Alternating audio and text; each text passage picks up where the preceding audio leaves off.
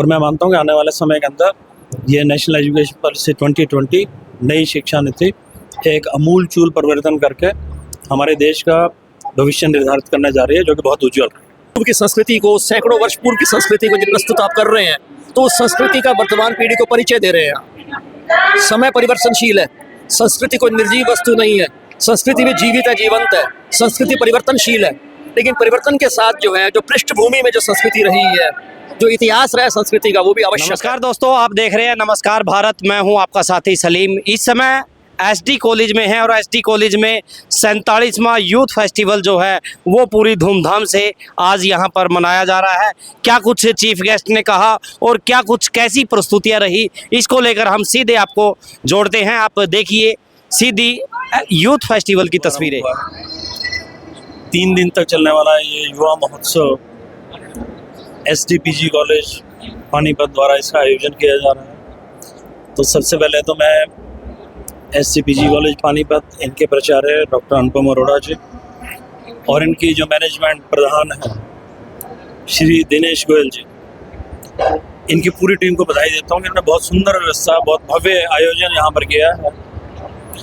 ये जो आयोजन है, इनका उद्देश्य रहता है कि हमारे युवाओं की प्रतिभाओं को एक मंच दिया जाए।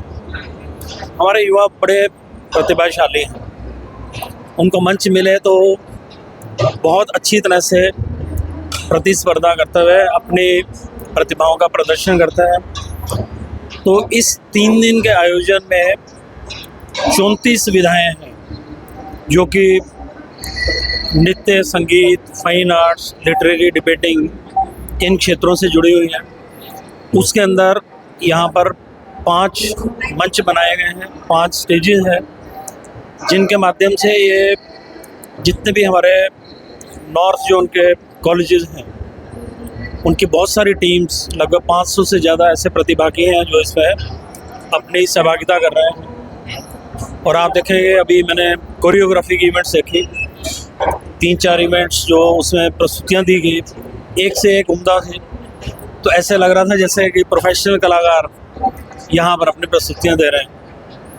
तो जो विद्यार्थियों की क्षमताएं हैं उनको उभारने का काम करता है, उनके अंदर जो हुनर होता है उसको निखारने का काम करते हैं। और इसके साथ साथ हमारी संस्कृति वो नेक्स्ट जनरेशन को कैसे पास ऑन हो, हमारे ट्रेडिशंस, हमारे कल्चर, उनको भी विद्यार्थियों को बताने का काम ये युवा महोत्सव के माध्यम से हमारे कॉलेजेस और यूनिवर्सिटीज़ करते हैं। तो मुझे लगता है कि इस आयोजन से हमारे युवा साथियों को बहुत फ़ायदा होगा। ना केवल वो अपनी प्रतिभाओं का यहाँ प्रदर्शन करेंगे, उनको अपनी क्षमताओं के बारे में उनको निखारने का मौका मिल रहा है और एक नए अनुभव, नए दोस्त बनाकर यहाँ से जाएंगे। तो मेरी शुभकामनाएं इसकी सफलता के लिए। नई शिक्षा नीति आई है सर, उससे शिक्षा में क्या कुछ बदलाव हुआ?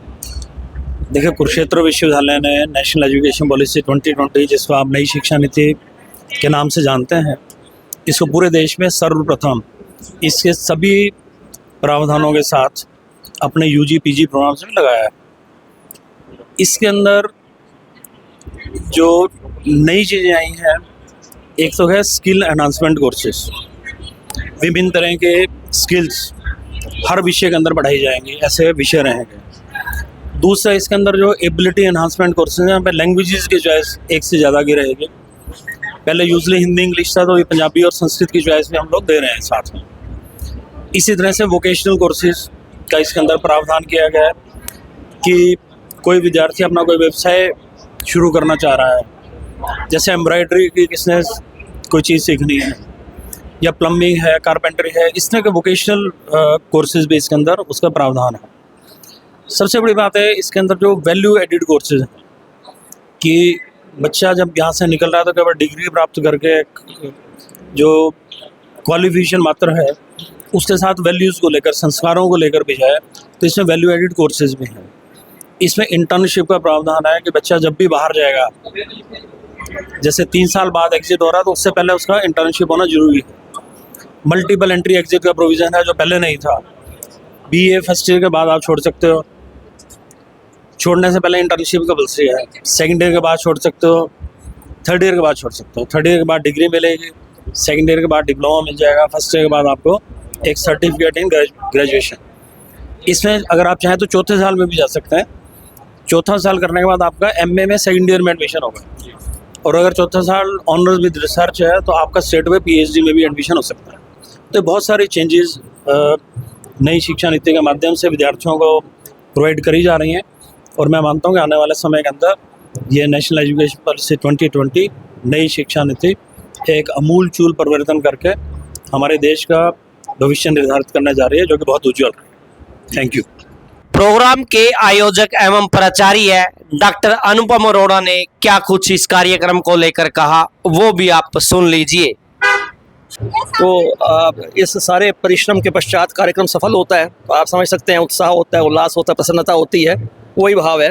और आप यहाँ आज हमारे जो विद्यार्थी हैं, मात्र STPG कॉलेज पानीपत के नहीं, ये जो भीड़ जो है आपको संकेत दे रही है कि ये विद्यार्थी मात्र ये कैंपस तक सीमित नहीं है, ये 71 महाविद्यालयों का कार्यक्रम है जो करनाल जोन है।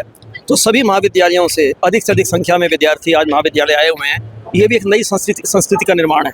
अलग अलग महाविद्यालय के विद्यार्थी एक मंच के ऊपर, और हर महाविद्यालय से प्रस्तुतियाँ हो रही हैं, अपनी अपनी प्रस्तुतियों को प्रोत्साहित करने के लिए वहाँ के विद्यार्थी आए हुए हैं। एक बहुत सुंदर वातावरण का निर्माण है। यद्यपि प्रतिस्पर्धा है लेकिन सकारात्मक है। चीफ गेस्ट आए सर, काफी खुश नजर आए, संदेश भी लिख के गए। क्या कुछ यहाँ इस मंच से उन्होंने संदेश दिया? चीफ गेस्ट ने हमारे आज चीफ गेस्ट इस कार्यक्रम के रहे कुरुक्षेत्र विश्वविद्यालय कुरुक्षेत्र के हमारे माननीय कुलपति, हमारे मुखिया परिवार के माननीय श्री सोमनाथ सचदेवा जी, और विश्वविद्यालय का जो ये जोनल यूथ फेस्टिवल्स हैं, उनका जो कल्चरल एक्टिविटी का कैलेंडर है, ये उसका ऑफिशियल पार्ट है। उद्देश्य क्या होता है, हमारे जो युवा प्रतिभाशाली विद्यार्थी हैं संस्कृति के क्षेत्र में, उनको मंच मिले, है ना, और संस्कृति का, कला का जो है वो व्यक्तित्व के मन पे, मनोवैज्ञानिकी पे एक प्रभाव है। एक सा कला या विमुक्त, ये कला वो जो मुक्त करती है, अहम से मुक्त करती है, व्यक्तित्व को ठोस से तरल करती है, व्यक्तित्व को घुलनशील करती है। हम औरों में घुल सकते हैं और हम में घुल सकते हैं, और एक समरस समाज का निर्माण होता है। तो संस्कृति कला के युवा मन पे जो प्रयोग हैं, वो जो विभाजन है, जो खंड है, उन्हें समाप्त करके एक अखंड अस्तित्व जो है, एक राष्ट्रीय अस्तित्व जो है, एक राष्ट्रीय संस्कृति को ये प्राप्त हो बच्चे हमारे, ये उद्देश्य होते हैं। सर, जो हमारी संस्कृति है, खासकर हरियाणवी कल्चर की बात करें, घाघरा आ गया, धोती आ गई, खंडका आ गया, इसको देखकर लगता है कि समाज में जो हमारा कल्चर था वो जिंदा रहने का कहीं ना कहीं प्रयास। देखिए, यदि आप संस्कृति के माध्यम से और सांस्कृतिक प्रस्तुतियों के माध्यम से जो आपके अतीत की संस्कृति है उसको प्रस्तुत कर रहे हैं, अतीत की दशकों पूर्व की संस्कृति को, सैकड़ों वर्ष पूर्व की संस्कृति को जब प्रस्तुत आप कर रहे हैं, तो उस संस्कृति का वर्तमान पीढ़ी को परिचय दे रहे हैं। समय परिवर्तनशील है, संस्कृति कोई निर्जीव वस्तु नहीं है, संस्कृति भी जीवित है, जीवंत है, संस्कृति परिवर्तनशील है। लेकिन परिवर्तन के साथ जो है, जो पृष्ठभूमि में जो संस्कृति रही है, जो इतिहास रहा है संस्कृति का, वो भी आवश्यक है। और इतिहास से हमें और नए विचार मिलते हैं, नए आइडियाज़ मिलते हैं, कॉन्फ्लुएंस होता है, सम्मिश्रण होता है। तो अपने पुरातन के साथ, जड़ों के साथ जुड़े रहना अति आवश्यक है। यदि हम समय के साथ बढ़ना चाहते हैं तो जड़ों से कट के नहीं बढ़ सकते, जड़ों से जुड़ के बढ़ सकते हैं। और सुनिए SD एजुकेशन सोसाइटी के प्रधान दिनेश मित्तल इस प्रोग्राम को लेकर क्या कुछ कह रहे हैं। ये सारा कल्चरल प्रोग्राम यूनिवर्सिटी के अंडर, कुरुक्षेत्र यूनिवर्सिटी के अंडर में चल रहा है। 3 दिन का प्रोग्राम है। ये एक्चुअल में टैलेंट शो है। बच्चों को कैसे आगे प्रमोट होना है, उनको ये समझ आए कि हमें कैसे समाज में और आगे बढ़ना है, ये सारे के सारे प्रोग्राम उसी के हिसाब से किए जाते हैं। हरियाणा संस्कृति को आगे बढ़ाने के लिए इस तरह के प्रोग्राम जो है काफ़ी फायदेमंद होंगे आपके हिसाब से? बहुत फायदेमंद होंगे। इससे अपने कल्चर का, अपनी संस्कृति का बच्चों को पता लगेगा कि हमारे क्या संस्कृति थी और हमें इसको कैसे और प्रमोट करना चाहिए, इसमें बढ़ चढ़ कर हिस्सा लेना चाहिए, और बच्चों में इसमें हौसला बढ़ता है, आगे आने का बहुत उनमें जज्बा है।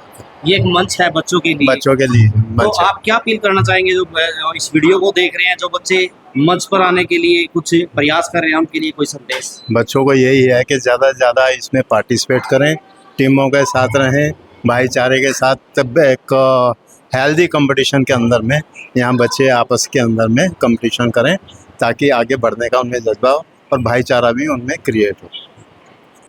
इस खबर को लेकर आपकी क्या प्रतिक्रिया? इस खबर को शेयर भी करें और अपनी राय ज़रूर लिखें। नमस्कार, जय हिंद।